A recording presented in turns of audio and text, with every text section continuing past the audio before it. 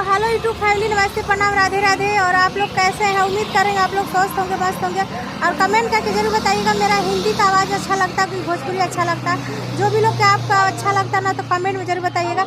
और ये देखिए मेरा घर है कि जो आप लोग देख सकते हो, उधर सिंगारदानी ठोका के रखा है, इधर भी है। और देखिए हमसे दो लोग मिले हैं, दो देवर जी, जो कि शायरी बहुत गजब गजब शायरी बोलते हैं।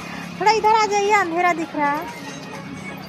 तो ये डांस करेंगे गाना पे, और आप लोग देख के बताइएगा इनका डांस कैसा लगा।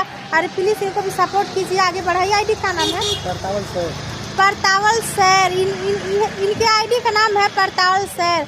तो आप लोग जल्दी जाइए, सपोर्ट कीजिए, लाइक और सब्सक्राइब कीजिए। जैसे सबको सपोर्ट करते हैं बड़ बड़ क्रिएटर का, वैसा हम लोग को भी सपोर्ट कीजिए और आगे बढ़ाइए।